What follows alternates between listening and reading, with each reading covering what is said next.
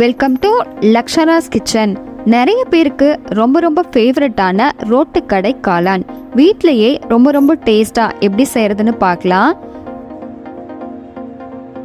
பொடியாக நறுக்கின பெரிய வெங்காயம், கொஞ்சமாக கொத்தமல்லி இலைகளை சேர்த்துட்டு மிளகுத்தூளை சேர்த்து சாப்பிடும்போது அவ்வளவு டேஸ்ட்டாக இருக்கும். இந்த ரோட்டுக்கடை காளானை எப்படி செய்கிறதுன்னு பார்க்கலாம். இது செய்கிறதுக்காக ஒரு பவுலில் 1 கப் அளவுக்கு பொடியாக நறுக்கின முட்டைக்கோஸ், 1 கப் அளவுக்கு பொடியாக நறுக்கின மஷ்ரூம் இதை சேர்த்துட்டு மிக்ஸ் பண்ணிக்கலாம்.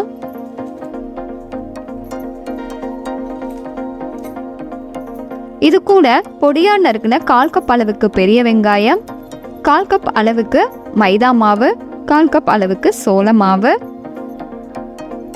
2 ஸ்பூன் அளவுக்கு தனி மிளகாய்த்தூள், தேவைக்கேற்ப உப்பு, இதை எல்லாத்தையும் சேர்த்துட்டு மிக்ஸ் பண்ணிக்கலாம். மஷ்ரூமும் முட்டைக்கோஸும் நல்லா தண்ணி விட்டு வரும், அதனால் நம்ம தண்ணி சேர்க்க வேண்டியதில்லை. நல்லா மிக்ஸ் பண்ணிவிட்டு தேவைப்படும் போது கொஞ்சமாக தண்ணியை தெளிச்சுட்டு மிக்ஸ் பண்ணிக்கலாம்.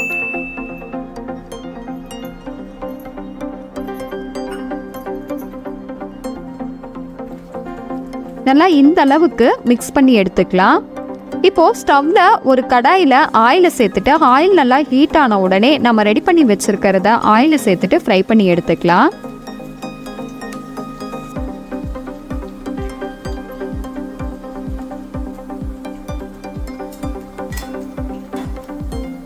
எல்லா பக்கமும் நல்லா கிறிஸ்பியாக வெந்து வர அளவுக்கு நம்ம வேக வச்சு எடுத்துக்கணும்.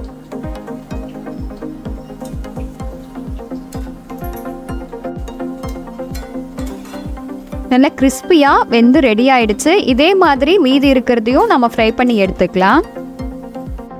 இப்போது ஒரு கடாயில் தேவைக்கேற்ப ஆயிலை சேர்த்துட்டு 1 டேபிள் ஸ்பூன் அளவுக்கு இஞ்சி பூண்டு விழுதை சேர்த்துக்கலாம். நான் இஞ்சி பூண்டை இடித்து சேர்த்துருக்கேன். இப்போது இது கூட 1/2 கப் அளவுக்கு பொடியாக நறுக்கின பெரிய வெங்காயம், 1 கொத்து அளவுக்கு கருவேப்பிலை இலைகளை சேர்த்துட்டு நல்லா வதக்கிக்கலாம்.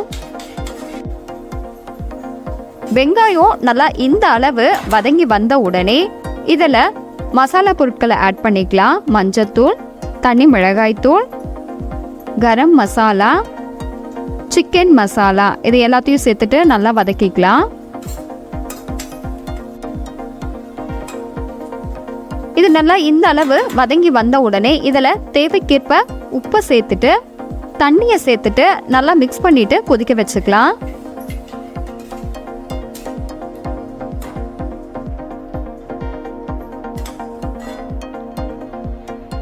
இது நல்லா இந்த அளவு கொதி வந்த உடனே டொமேட்டோ சாஸ்,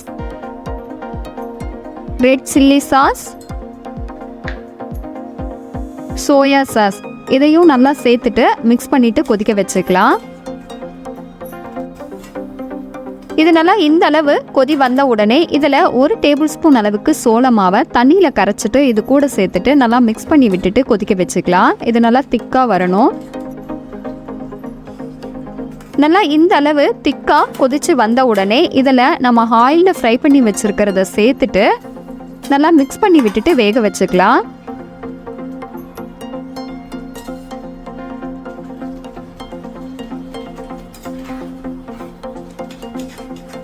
அடிப்பிடிக்காமல் இருக்கிறதுக்காக அப்பப்போ நல்லா கலரி விட்டுக்கிட்டே இருக்கணும்.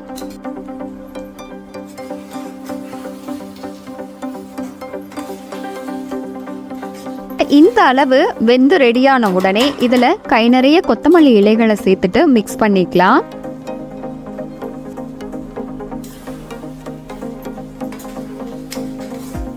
சூப்பரான டேஸ்ட்டில் ரோட்டுக்கடை காளான் ரெடி. கண்டிப்பாக இதே மாதிரி நீங்களும் ட்ரை பண்ணி பார்த்துட்டு எப்படி இருக்குன்றத கமெண்ட்டில் சொல்லுங்கள். பிடிச்சிருந்தா லைக் பண்ணி ஷேர் பண்ணுங்கள். மறக்காமல் லக்ஷராஸ் கிச்சனை ஃபாலோ பண்ணுங்கள்.